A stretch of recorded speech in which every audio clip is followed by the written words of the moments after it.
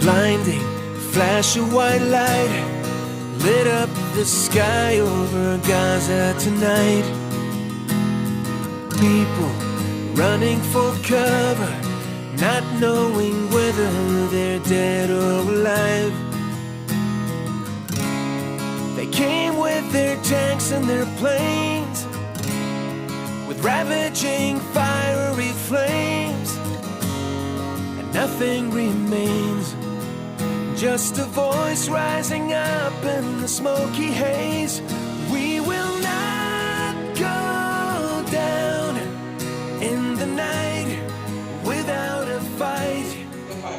You can burn up our mosques and our homes and our schools, but our spirit will never die. We will not go down in Gaza tonight.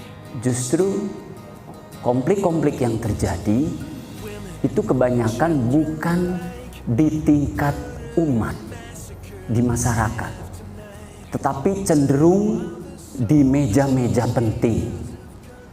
Nah, ketika di meja forum-forum besar tidak selesai, maka diselesaikan di forum pengadilan masyarakat. Ini sedang terjadi di antara kita. Pertanyaan saya kepada Pak Nyoto, apakah problem solving yang ada di negara kita sampai saat ini harus selalu saja dibawa ke meja, bukan lagi di meja tertutup, selalu saja di meja terbuka? Dan kalau diamati, yang konflik orang-orang besar, Pak. Ibaratnya di atas pesta, penyuluh cuci piringnya. Mohon maaf, ini faktanya. Kita diminta menenangkan orang, tapi sampai saat ini pun di atas belum tenang. Ini kan jadi persoalan. Kemudian yang kedua, yang perlu pengalaman besar barangkali yang perlu di-share oleh Pak Nyoto kepada kita adalah ketika kita selalu saja diminta, mohon maaf lah, terutama umat Islam.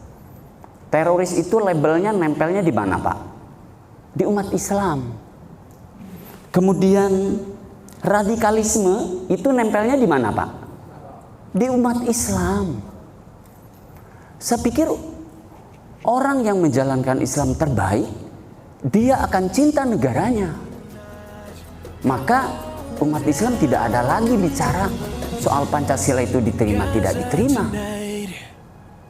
Lagi-lagi yang terjadi saat ini sering saja yang saya sampaikan, jangan ada dusta di antara kita. Menyelesaikan persoalan besar negara, tiba-tiba disahkan di malam hari misalnya. Wajar nggak kalau ada kecurigaan? Nah, ini maksud saya, karena ini forumnya forum diskusi, saya tidak bermaksud apa. Apalagi saya sebagai kepanjangan dari pemerintah. Lalu di lapangan seperti apa? Apalagi ada ide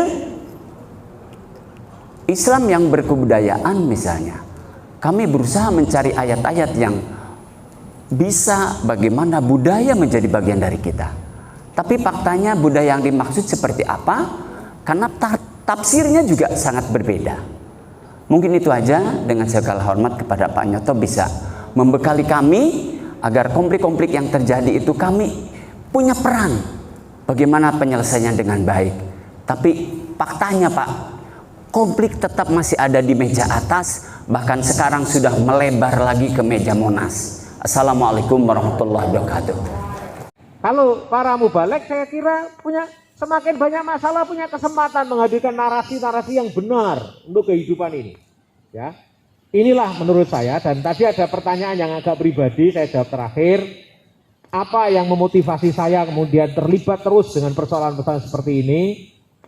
Ya, kalau saya ya terus terang cita-cita kecil saya itu awalnya sampai saya kelas 5 SD, kelas 3 SD, cita-cita saya sopir bis.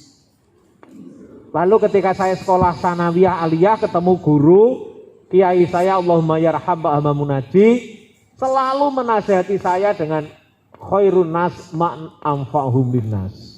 Ya. Itu yang mengubah saya kemudian ingin transmigrasi, ingin jadi guru dari sopir bis. oleh mbok saya waktu saya bercita-cita sopir bis dimarahi, jangan ketinggian cita-cita nanti kamu bento gendeng kok pengen jadi sopir bis. Waktu saya mau transmigrasi, ibu saya tidak menolak tapi juga susah mengizinkan karena takut jauh. Waktu saya jadi rektor, dosen itu ibu saya senang sekali. Waktu saya mau nyalonkan bupati, ibu saya sebenarnya nggak rela. Baru tahun keempat jadi bupati, ibu saya tuh rela kalau saya jadi bupati. Mbok saya itu, saya punya rumah kecil di Malang, dia pergi dari Bojonegoro ke Malang naik bis, naik mobil jelek. Tapi saya jadi bupati, 4 tahun beliau masih hidup, itu sekalipun tidak pernah datang ke rumah dinas dan selalu mengatakan, enggak mau itu rumah pinjaman. Terus sampai selalu tanya, kapan kamu berhenti jadi bupati? Kamu balik jadi dosen, jadi guru, biar istrimu, suami anakmu tuh tenang. Kamu jadi bupati kok dikelotori, deket dari orang-orang kayak begini nih. Kemana pun dikejar orang kamu ini. Apalagi mbok saya tahu pakai handphone tuh dia tertawa-tawa. Kamu ini kok kayak sapi hilang gitu. Kemana-mana dikelindingi gitu loh katanya, sapi itu kelindingi. Kamu ini kemana pun dikejar orang karena bawa handphone itu. Kamu kok bento sekali hidupmu ini menderita kan. Karena mbok saya ini buta huruf, tahunya cuma ngaji Al-Quran. Itu tok, makanya ngomongnya kadang-kadang gitu. Sampai baru tahun keempat ketika ada hasilnya, tetangga-tetangga orang pasar tuh ngomong, wah sekarang enak kalau ngurus apa-apa, sekarang diopeni, kalau sakit dikasih obat, gak bayar. Baru dia panggil, toh tiba iki iso toh jadi bupati toh. Oh kamu ini tiba enak manfaatnya toh gitu.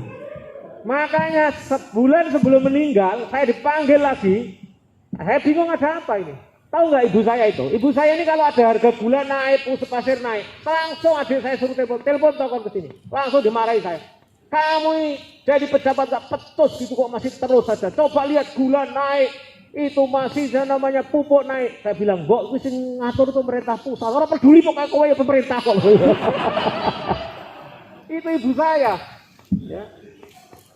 Lalu ya itulah ibu saya. Bayangkan anaknya jadi bupati nggak ada bangganya sama sekali. Ketika saya menang orang datang rame-rame ke rumah saya akan di kota kemudian pulang ke mbok saya. Mbok saya tuh tiduran bilang, sudah tahu kamu menang, yang jujur.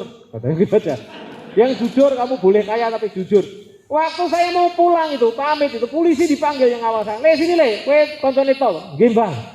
Tolong ya, tau lek korupsi kowe sing lebokno penjara ya. Masukkan penjara to itu.